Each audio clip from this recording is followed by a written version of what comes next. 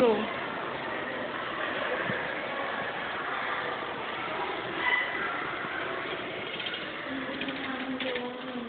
Gandang hapon. Napatulog ka? Hindi po kasi ako nag-interview. Kasi po kahapon, nag-awit po kami ng anak ko. Kasi, di ba po, nakwento ko naman po sa inyo na yung panganay ko po, nalaman ko na nagbibenta ng laman. Tapos po yung pangalawa ko, nalaman ko na lang na umiinom na naninigarilyo.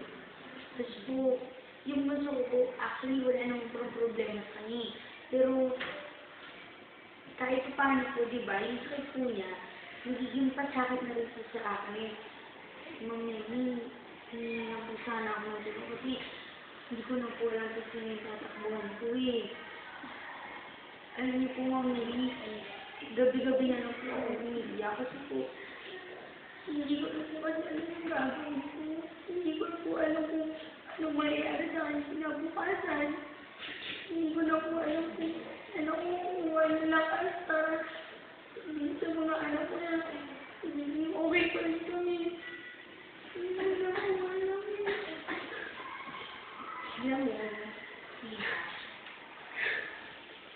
hindi rason yan upang hindi magpatuloy sa iyong buhay.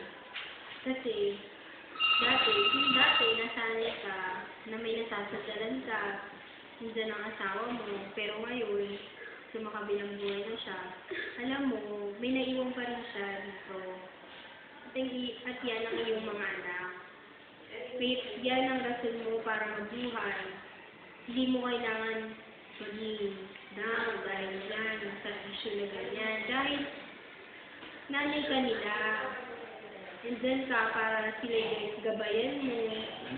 Kausapin mo lang sila para maintindihan nila kung ano yung nararamdaman mo. Baka meron silang unresolved issues na kailangan mong bigyang pansin at tulungan din sila. Yun, mag-usap lang kayo. Pero, hindi nakakausap ko naman po.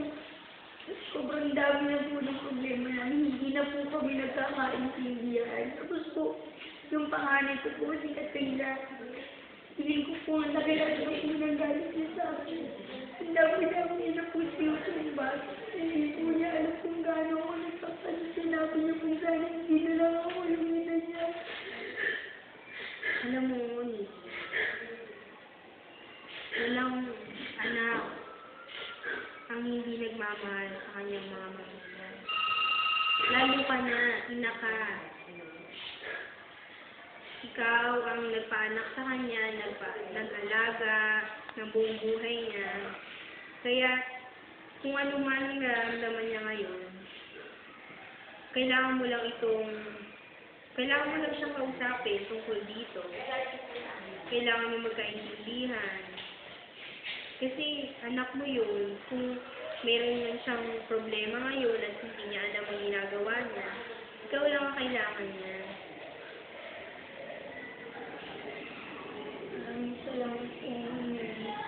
Hindi niyo po alam kung gaano ko kasaya dahil nakilala ko po kayo. Masabi niyo pong pinagaan ng loob ko ngayon. Maraming salamat po talaga. Sana po dahil sa pag-dito mamaya, magkaayos na po kami. Oo, magkakaayos ka lang. Maraming salamat. Magdasal ka din. Maraming salamat po.